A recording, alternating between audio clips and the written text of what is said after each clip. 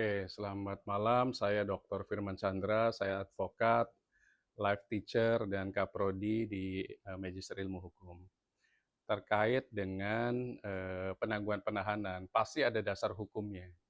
Dasar hukum penangguhan penahanan itu ada di pasal 31 KUHP, baik di ayat 1 ataupun ayat 2-nya. Jadi bagi mereka kuasa hukum yang ingin menangguhkan penahanan di ayat satunya itu silakan diberikan ruang gitu di ayat 1. Di ayat 2-nya bila melakukan pelanggaran maka akan dilakukan ini. Kemudian hakim dalam hal ini itu memiliki hak prerogatif. Karena penangguhan penahanan itu adalah hak dari majelis hakim. Adalah hak diskresi atau prerogatif dari majelis hakim untuk meng-approve atau tidak. Kemudian kita lihat lagi di pasal 21 KUHP. Pasal 21 KUHP, penahanan, itu ada alasan. Alasan pertama adalah ada dugaan terdakwa melarikan diri. Yang kedua, ada dugaan terdakwa akan merusak atau menghilangkan barang bukti. Yang ketiga, ada dugaan terdakwa akan melakukan tindak pidana yang diulangi lagi. Berarti kan tindak pidana pemerasan dan tindak pidana pengancaman. Jadi majelis hakim melihat semua komposisi dan dasar-dasar hukum tadi, akhirnya menolak permohonan penangguhan penahanan dari terdakwa. Karena di ayat atau di pasal 21 tadi, jadi dari 3 tadi mungkin hakim sudah melihat semuanya. Kemudian berdasarkan pengalaman kami, fakta di lapangan, kami sudah menangani banyak kasus juga, penangguhan penahanan untuk kasus yang sudah disidangkan, mayoritas tidak approve. Karena apa? Nanti akan mengganggu jalannya persidangan. Jadi tunggu saja nanti penangguhan penahanan pada saat sudah diputus oleh pengadilan tingkat pertama atau pengadilan negeri, pada saat mau banding atau pada saat mau kasasi. Nah, kira-kira di situ. Itulah dasar hukum yang ada di KUHP pasal 31 dan pasal 21. Tinggal nanti jangan putus asa terdakwa, balik lagi fokus, karena sesi dari kuasa hukum nantinya itu harus menghadirkan alat bukti. Alat bukti di sini berarti saksi dan saksi ahli serta dokumen yang berkualitas, sehingga bisa mematahkan argumentasi dakwaan dan argumentasi fakta persidangan dari data atau BAP-nya jaksa penuntut umum dan saksi fakta serta saksi ahli dari jaksa penuntut umum juga. Semangat. Bang, berarti kalau misal nanti sudah di pengadilan masih bisa bang untuk mengajukan penangguhan kalau setelah diputus nanti? Sepanjang masih statusnya menjadi terdakwa, sepanjang tidak ada upaya hukum berikutnya, atau sepanjang masih berproses, itu masih boleh-boleh saja. Artinya kalau sudah menjadi terpidana ya berarti tidak bisa. Ini kan masih terdakwa. Terdakwa itu belum inkrah putusannya. Belum final and binding. Belum berkekuatan hukum tetap. Jadi masih boleh-boleh saja. Tinggal balik lagi, apakah majelis hakim meng-approve atau tidak. Silakan saja. Tapi kalau menurut saya fokus saja di persidangan.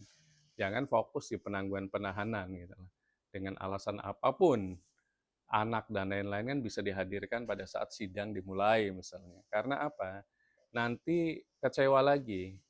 Karena hakim bisa jadi tidak meng-approve karena proses persidangan ini masih berjalan dan lagi membutuhkan alat bukti yang bisa membuktikan terdakwa itu salah atau tidak salah gitu. Bang, apa sih yang membuat hakim tidak mengabulkan karena takut berpergian ke luar negeri atau kabur atau gimana? Karena ada kejadian kalau nggak salah. Iya, jadi dasar-dasar hukum yang ada di KUHP terkait penahanan sebenarnya sederhana, cuma 3. Nah, pasti hakim akan melihatnya 3 itu. Pertama, ada dugaan melarikan diri, tidak. Ada dugaan menghilangkan barang bukti, tidak. ada dugaan melakukan tindak pidana yang sama atau tindak pidana yang lain tidak. Jadi dari 3 tadi, itu pasti hakim, menganalisis gitu lah. Salah satu alasan 3 tadi, mungkin satu atau 2, namun kan tidak diucapkan di persidangan. Artinya hakim tidak meng-approve karena mungkin dari 3 itu salah satunya masuk kriteria mungkin. Dan memang ada beberapa juga kan kasus seperti Harun Masiku gitu. Artinya, atau Rija Khalid lah kira-kira gitu. Jadi hakim ini lagi, melihat jurisprudensi, kasus yang, pidana yang lain, bukan kasus yang ini, kasus korupsi dan lain-lain. Ada tersangka yang melarikan diri dan itu tidak tahu keberadaannya, apakah di Indonesia atau di luar negeri.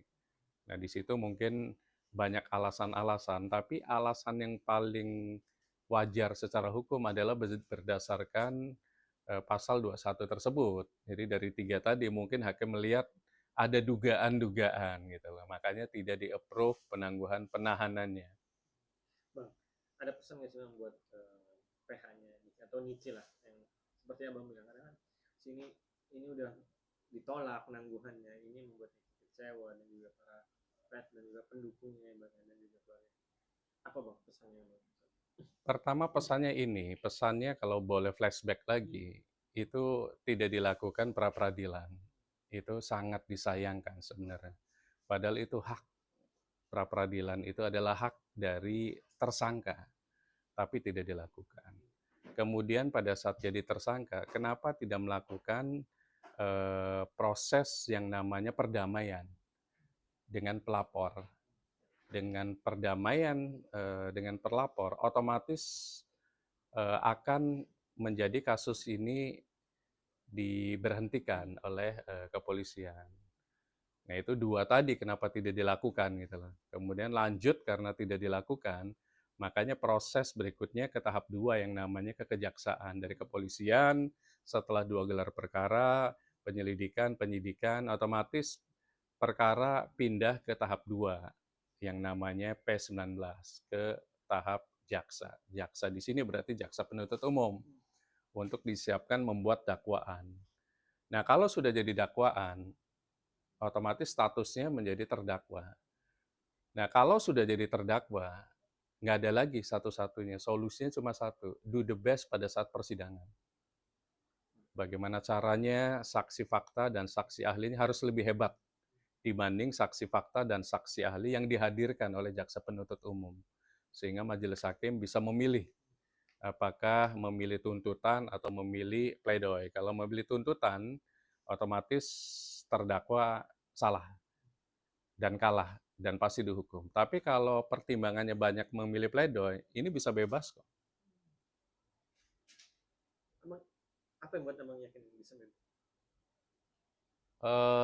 Sebenarnya bukan masalah yakin atau tidak. Ini adalah kesempatan bagi kuasa hukum. Nggak ada lagi solusinya. Pra-peradilan tidak dilakukan, perdamaian tidak dilakukan. Otomatis kan solusinya cuma satu, do the best dalam persidangan. Sehingga bisa mematahkan gitu argumentasi dari jaksa penuntut umum dalam dakwaan dan tuntutan dan saksi-saksinya termasuk saksi ahli. Makanya minggu depan atau minggu depannya lagi pada saat sesi dari kuasa hukum, do the best menghadirkan saksi ahli dan saksi fakta serta dokumen yang lebih berkualitas dan lebih kuat sehingga hakim bisa memilih pertimbangannya. Karena banyak kejadian, kami terus terang di Firman Chandra Law Firm, itu beberapa kali membebaskan orang yang sudah menjadi terdakwa, namun putusan majelis hakim itu menolak dakwaan. Akhirnya terdakwa bebas demi hukum. Nah, jurisprudensinya sudah ada.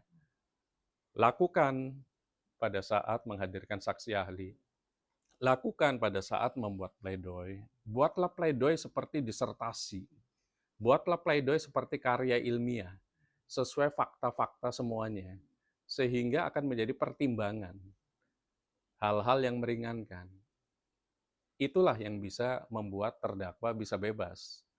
Namun bisa nggak pertanyaannya menghadirkan saksi fakta dan saksi ahli yang berkualitas yang bisa membantah dakwaan serta tuntutan dari jaksa penuntut umum? Itu silakan direnungkan.